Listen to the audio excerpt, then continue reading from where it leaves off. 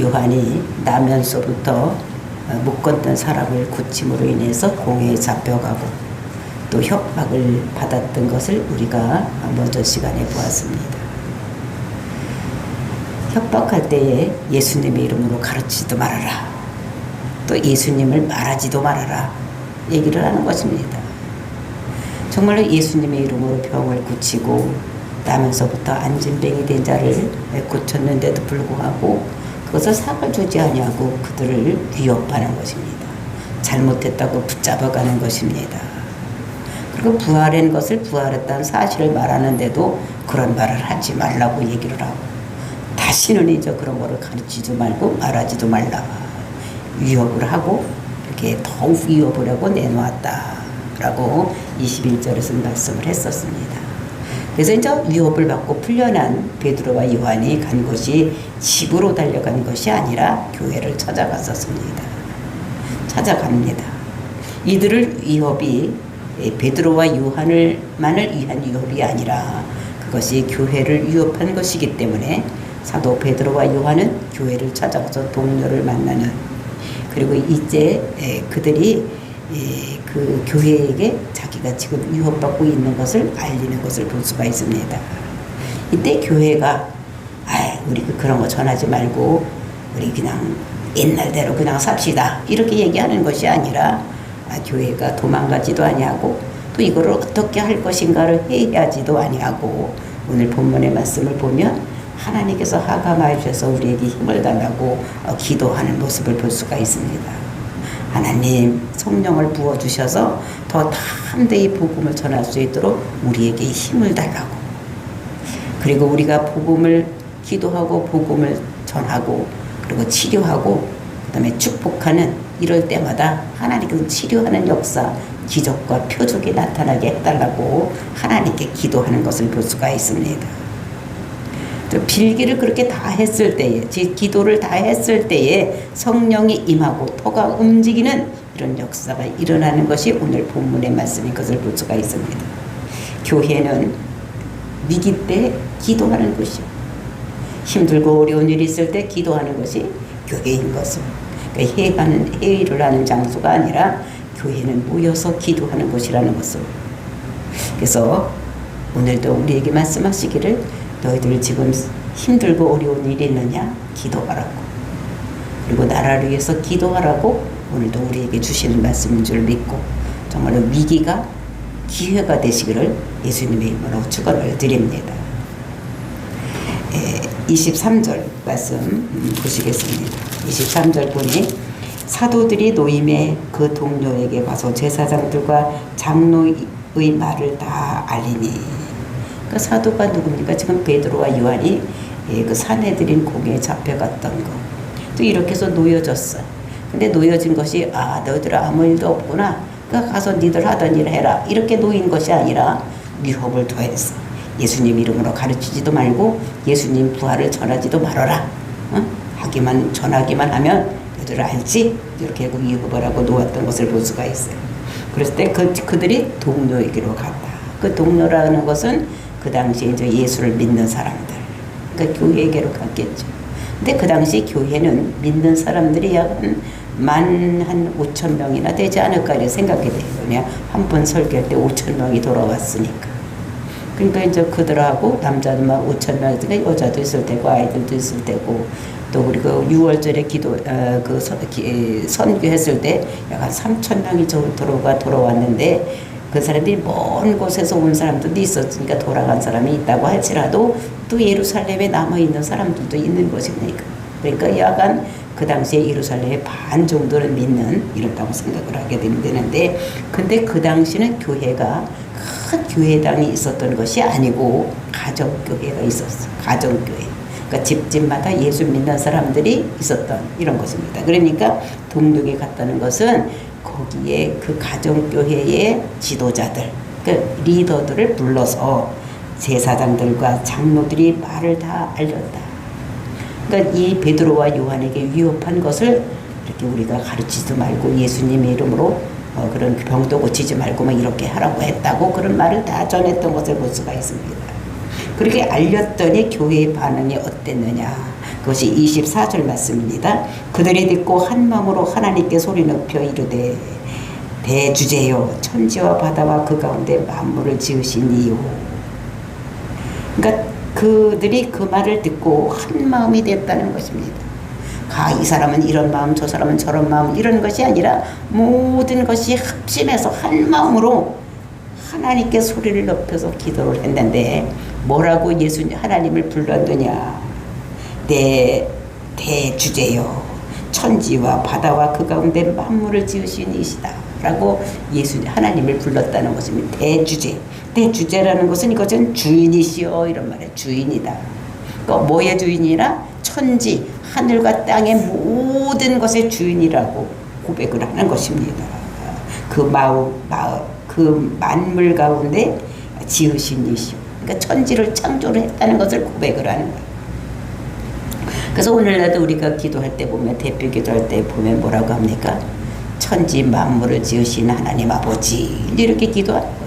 이게 천지 대주제를 그러니까 전 모든 우주의 주인이라는 것을 고백을 하는 것입니다. 그러면서 또 어떤 고백을 하느냐. 그 하나님을 또 주의 종 우리 조상 다윗의 입을 통하여 성령으로 말씀하시기를 어찌하여 열방이 분노하며 족속들이 허사를 경영하였는고 세상의 군왕들이 나서며 관리들이 함께 모여 주와 그의 그리스도를 대적하도다.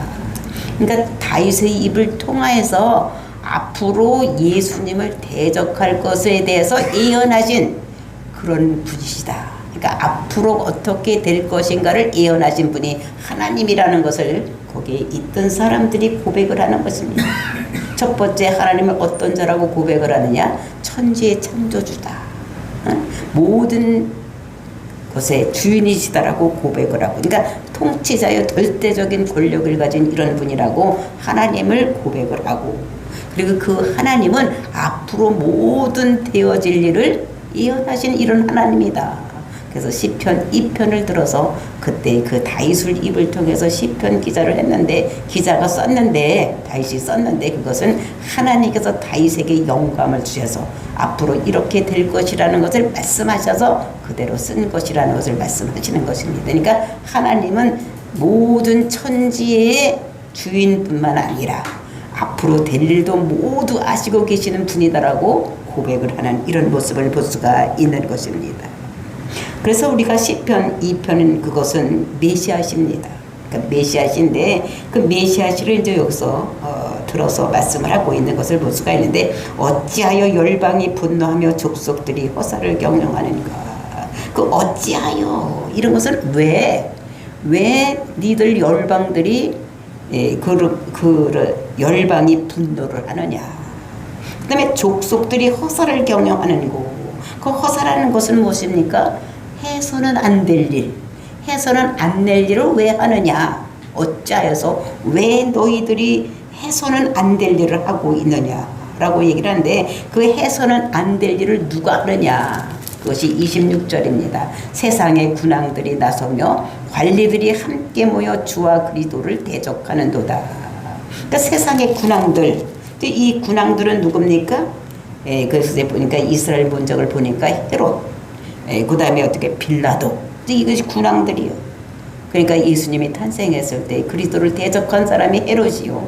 그 다음에 예수님을 잡아 죽일 때에 그때 이스라엘의 왕권을 가지고 와서 있던 사람이 누구냐면 이것이 빌라도였던 것을 볼 수가 있습니다.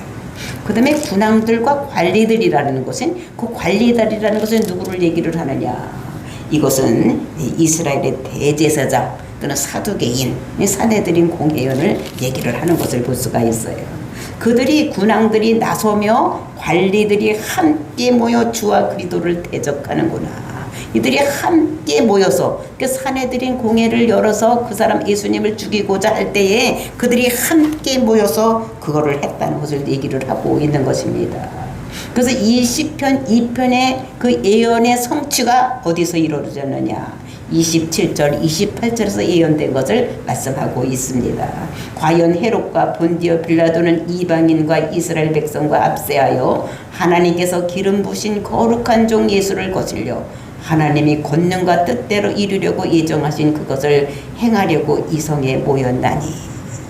그러니까 이때에 그것을 성취하기 위해서 그들이 모였었다는 것을 얘기를 하는 것입니다. 과거에 한 차례 모여고 있는데 그게 누가 모였었느냐?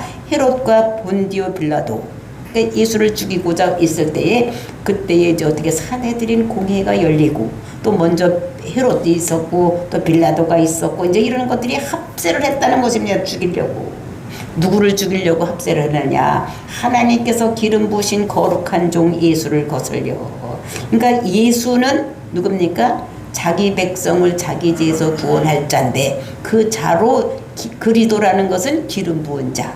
그 하나님께서 뜻하신 일을 이루기 위해서 그 백성의 죄를 짊어지기 위해서 하나님께서 기름 부으신 자가 누구냐면 예수 그리스도라는 그 일을 거슬리려고 그 일을 없애하려고 어떻게 했냐면 그들이 거기서 모였다는 것을 얘기를 하면서 28절 보니까 하나님의 권능과 뜻대로 이루고 예정하신 그것을 행하려고 이성에 모였나이다.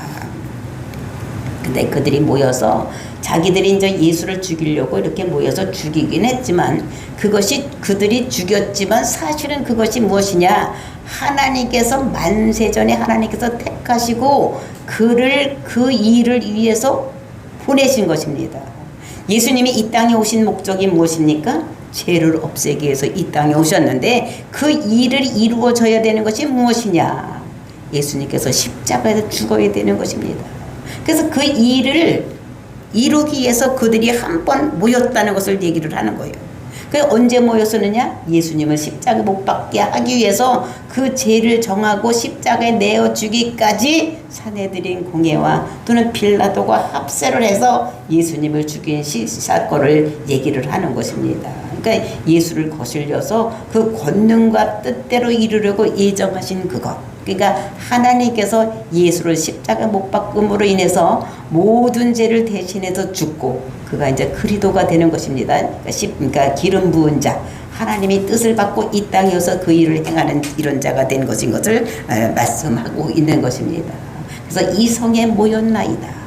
그러니까 과거에 한번 이렇게 모였었다는 것을 얘기를 하고 있는 것입니다. 그래서 그러면서 어떤 일이 일어나느냐? 29절 이 주여 이제도 그들의 위협함을 굽어보시고.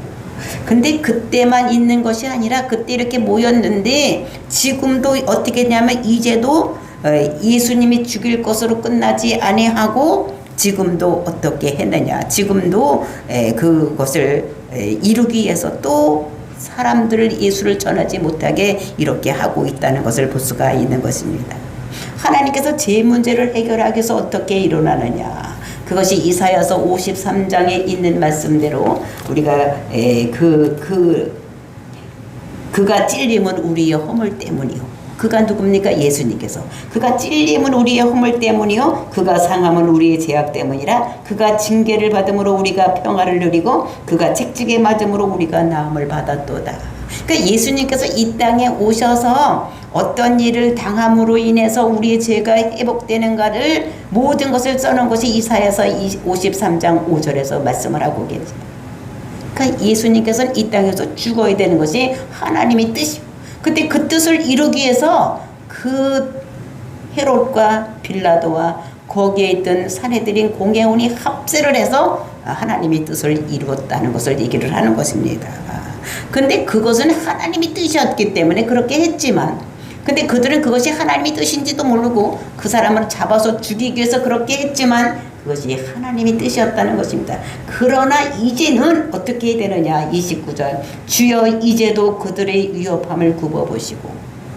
근데 지금 그때 당시와 지금은 다른 시대라는 것을 얘기를 하고 있어요. 주여 이제도 그들은 예수를 전하는 사람을 죽이려고 하고 있다는 것입니다. 그 위협을 하고 있다는 거예요. 복음을 전하지 못하게 하고 있다는 것입니다. 근데 지금 시대는 어떤 시대입니까? 예수님께서 십자가에서 우리 모든 죄를 사하고 죽으시고 부활하시고 승천해서 하늘 우편에 가서 있으니까 이제 사도 시대는 뭐를 해야 되느냐? 하나님이 약속하신 말씀대로 이제는 어떻게 되냐면 천하 만민이 복받는 이런 시대에 도달해 있는 것입니다. 많은 사람들에게 복음을 전해서 아브라함에게 약속하신 그 세 가지 약속 중에서 세 번째 약속, 천하 만민이 예수를 그리스도라고 믿음으로 인해서 많은 사람들이 복받는 대로 돌아와야 되는 이 시대에 그 예수를 전하지 못하게 하고 있다는 것을 얘기를 하고 있어요. 그러니까 이렇게 이제는 그것이 허사가 이루어지지 못하도록 하나님 축복해달라고 얘기를 하는 거예요. 그러니까 위협함을 구워보시고, 그러니까 사내들이 고개 오니 이 베드로와 요한에게 너희들 복음을 전하지 마라. 예수님 이름으로 말하지도 말고 부활도 얘기하지 말고 예수님의 이름으로 병도 치료하지 말고 아무것도 하지 말라고 이렇게 위협했는데, 그렇게 하는 것을 위해서 하나님께서 굽어서 보시라는 거예요. 또 종들로 하여금 담대히 하나님 말씀을 전하게 해달라고. 그것이 무서워서 벌벌 떨어서 집에 가서 꼭 입 다물고 있는 것이 아니라 하나님 말씀을 담대히 전할 수 있도록 힘을 달라고 하나님께 기도하는 모습을 볼 수가 있는 것입니다. 그래서 이 사람들이 그 세 가지 기도를 하는 거예요. 제일 첫 번째는 위협함을, 그들이 우리를 위협함을 구워봐 주시옵소서. 하나님께서 역사하셔서 그들이 그렇게 하지 못하도록 해달라고 이렇게 얘기를 하는 것입니다. 지금 환경적으로 봤을 때 복음을 전하지 못하게 하고 있는 거예요. 만약에 여러분들이 하나님을 전하지 말라고 이렇게 하면 어떻게 하겠습니까? 입 꼭 다물고 있어야 됩니까? 교회에 모여서 예배도 보지 말라고 하면 모이지 말아야 됩니까? 우리나라는 어떻게 됩니까? 법적으로 종교의 자유가 있는 거. 그리고 우리는 복음을 전해도 누가 우리를 잡아가는 사람이 없어. 저는 그런 우리나라에 살고 있다가 베트남에 가서 복음을 전할 때에 사람들한테 교회 가자고 그래서. 근데 사실 알고 보니까 만약 그 베트남은 어떻게 합니까? 자기는 믿어도 괜찮아.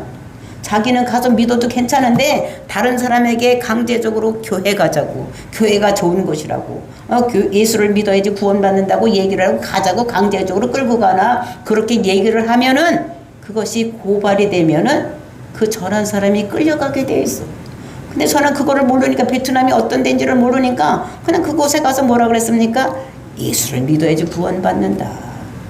천하 만민 중에 그런 이름을 주신 자가 없다. 우리는 예수를 믿어야 되고 하나님이 예수님이 돼서 이 세상의 모든 것을 주관하시고 계신다. 그때 우리가 베트남에 갔을 때 막 태풍이 불어오고 바람이 불고 막 그랬어. 이 바람도 하나님께서 하시는 것이다 라고 얘기를 하면서 우리가 편안하게 또는 하나님 백성으로 살려면 우리가 예수를 믿어야 된다고 우리가 전했습니다. 하여튼 그들이 알아들었는지 못 알아듣는지 모르지만 하여튼 통역을 해서 이렇게 했어요. 근데 지금 와서 보니까 아이고, 그때 만약에 거기에 경찰이나 누가 있어서 내가 전한 것을 보았으면 나를 끌려가서 아마 이렇게 했을 것이다 생각을 했어요. 근데 우리나라는 그렇지 않잖아요. 종교의 자유가 있기 때문에 내가 예수를 믿고 내가 예수를 믿어보니까 좋으니까 다른 사람에게 전해도 아무 어떻게 해요? 의미 없는 거예요. 근데 여기서는 어떻게 하니까 그 당시에 이스라엘 백성들에게는 이 사도들이 가서 전하지 못하게 사내들인 공회원이 그렇게 위협을 한 거예요. 너희들아 하기만 해라. 전하지 말아라. 다시는 예수님 이름 말하지도 말고 예수님 이름으로 권능도 행하지 말아라. 아무것도 하지 말아라. 부활도 얘기하지 말아라고 이렇게 얘기를 했던 것을 볼 수가 있습니다. 그러면서 그것에 무서워서 우리가 담대하게 말 전하지 못하는 우리가 아니라 우리가 하나님 말씀을 담대하게 전할 수 있도록 우리들에게 그런 마음을 달라고 기도하는 것을 볼 수가 있어요. 그리고 세 번째로 기도하는 것이 어떤 것을 기도하느냐? 손을 내밀어 병을 낫게 하시옵고 표적과 기사가 거룩한 종 예수의 이름으로 이루어지게 하여 주시옵소서. 그러니까 이 사람들이 어떻게 합니까? 지금 나면서부터 못 걷던 사람을 고쳤어. 그러니까 이적이 일어난 거예요. 그것을 보고 5천 명이 돌아오는 역사가 일어나는 것을 보고서 이적이 일어나야 되겠다고 생각을 하는 것입니다. 교회는 어떻게 했냐면 그냥 가서 전한다고 되는 것이 아니라 마음문을 열 수 있도록 기적이 있어야 되는 거예요. 선행되는 것이 있어야 된다는 것을. 그래서 손을 내밀어서 병을 낫게 하옵시고 우리가 가서 기도할 때에 하나님이 권능의 손이 우리와 함께 하여져서 병을 낫게 하여달라고 기도하는 거예요. 그러니까 우리도 기도할 때 어떻게 됩니까? 우리가 아픈 사람에게 손을 얹은 즉 낫는, 이런 역사가 우리에게 임하게 해달라고. 그건 우리가 하는 것이 아니라 성령님이 우리 속에 오시면 하나님께서 내가 손을 얹을 때 하나님이 손이 나와 함께 가서 얹어져서 병을 낫게 해달라고 우리가 기도해야 되는 것 같이 이 사람들도 이렇게 기도를 한 거예요. 손을 내밀어 병을 낫게 하시옵고 또 표적과 기사가 거룩한 종 예수의 이름으로 이루어지게 하옵소서. 표적과 기사. 그러니까 표적이라는 것이 무엇입니까? 사인이 되는 기적을 표적이라고 하는 거예요. 그러니까 예수님이 그리스도라는 그런 사인이 되는 기적, 그것이 표적입니다. 즉 우리가 보면은 예수님께서 무엇을 하셨습니까? 죽은 자를 살리고 눈먼 자를 보게 하고 귀머거리를 듣게 하고 앉은 뱅이를 일으키고 이런 것들은 다 무슨 기적이에요? 그러니까 예수님께서 메시아가 되는 이런 것들을 나타내는 거예요. 메시아의 고유사역, 즉 하나님이 고유사역인 것을 우리를 통해서 그런 것이 기적과 이적, 즉 표적이 나타나게 해달라고 거룩한 종 예수님의 이름으로 이루어지게 하옵소서. 그러니까 우리가 내 이름으로 하는 것이 아니라 예수님의 이름으로 우리가 기도할 때에 아픈 사람에게 손을 얹었을 때 그 기적이 나타나고 죽은 자가 살아나고 눈먼 자가 보게 되고 벙어리가 말하게 되고 귀머거리가 들리게 되는 이런 역사가 일어나게 해달라는 거예요. 그러니까 표적과 기사, 병만 낫는 것이 아니라 죽은 자도 살아나고 눈먼 자도 보게 되고 귀머거리가 들리게 되고 이런 역사가 오늘날도 일어나는 것입니다. 일어나는 거예요. 그래서 보면은 우리가 이제 믿음으로 기도할 때 눈먼 사람이 보게 되는 역사가 일어나요. 베트남에 가서 기도할 때 우리 며느리 시아버지, 이 할아버지가 눈이 잘 안 보이셔서 그래서 가서 기도했더니 어떻게 됩니까? 몇 번 기도했어. 그분이 어떻게 내가 손을 이렇게 흔들면서 이거 보입니까? 이렇게 물으니까 첫 번에는 안 보인대. 또 기도하고 또 보입니까? 안 보인대. 또 기도하고 보입니까? 그러니까 뭐가 흔들리는 것이 보인다. 이렇게 얘기를 하는 것을 볼 수가 있어요. 그러니까 하나님께서 역사하시면 능력이 나타나고 내가 하는 것이 아니라 하나님께서 하시면 하나님 이런 역사가 일어나는. 그러니까 예수님의 이름으로 기도할 때 이런 것이 나타난다는 것을 우리들에게 말씀하시는 거예요. 그러니까 이들이 기도할 때 뭐라 했습니까? 예수님의 이름으로 이런 것들이 이루어지게. 어디 병이 낫는 거, 표적과 기사가 예수님의 이름으로 기도할 때 나타나게 해달라고 기도를 하는 것입니다. 그러니까 이들의 기도가 우리 기도가 돼야 되는 거예요. 지금도 우리를 위협하는 것이 있습니다. 교회에 모이지 말아라. 큰 소리로 기도하지 말아라. 위협할 때에 그런 것을 하나님 굽어서 보아주시옵소서 기도해야 돼. 그리고 어떻게 됩니까? 또 담대히 하나님 말씀을 전하게 해달라. 이렇게. 그래서 우리가 지금 우리나라는 복음을 전할 수가 있는 거예요. 근데 어떻게 모든 종교는 다 똑같다고 이렇게 해놓고 하면 어떻게 됩니까? 우리가 기독교만이 구원이 있다고 전하면 우리들 감옥에 갈 수밖에 없는 이런 내가 올 것이라 것을 우리가 알고 정말 우리가 담대히 하나님 말씀을 전할 수 있도록 해달라고 기도하고 우리가 기도할 때에 하나님 병도 낫게 하시고 기적과 표적이 나타날 수 있도록 해달라고 우리는 하나님께 늘 기도해야 되는 것을 우리가 알아야지 됩니다. 이렇게 그들이 모여서 합심으로 세 가지를 놓고 기도했을 때 어떠한 일이 일어났는가? 그것이 31절 말씀입니다. 빌기를 다음에 모인 곳이 진동하더니 무리가 다 성령이 충만하여 담대히 하나님 말씀을 전하니라. 그러니까 빌기를 다 했던 것은 그 사람들이 모여서 합심으로 기도를 하길 다 했더니 모인 곳이 막 진동의 역사가 일어나요. 흔들리는 거예요. 흔들리는. 진동하더니 무리가 다 성령이 충만하여 담대히 하나님 말씀을 전하더라. 어떤 사람들이 다 하나님 성령이 충만해서 그들이 담대히 하나님 말씀을 전하고 위협하고 내보냈지만 또 성령의 역사가 일어나는 그들이 모여서 합심으로 기도할 때에 이런 역사가 일어났다는 것을 우리들에게 말씀하고 있는 것입니다. 정말로 이들이 입을 꼭 다물고 위협하니까 그냥 집에 가서 가만히 있어야지. 이랬으면 오늘날 우리가 예수 믿고 구원받을 수가 있겠습니까? 그들이 담대히 그 제자들을 찾아가서 동료들을 찾아가서 정말 이렇게 위협을 했다고 얘기하고 그들이 합심으로 모여서 이렇게 기도했더니 터가 진동을 하는 거예요. 성령이 역사를 하는 것입니다. 오늘날도 우리가 기도할 때 어떻게 합니까? 막 터가 흔들리고 불이 떨어져 등어리가 뜨거워지고 이런 역사가 나는 것입니다. 그래서 우리가 합심으로 기도할 때에 하나님께서 역사하신다는 거예요. 우리가 골방 기도도 할 수 있고 내 혼자 무슨 일을 하면서 기도할 수 있지만 이것보다 우리가 합심으로 모여서 기도할 때에 성령의 역사가 더 강하게 나타나는 것을, 그것을 우리가 볼 수 있도록 터가 흔들리는 역사가 일어난다는 것을 우리들에게 말씀하시고, 정말로 모여서 기도할 때에 이런 역사가 일어난다는 것을 말씀하고 있는 것입니다.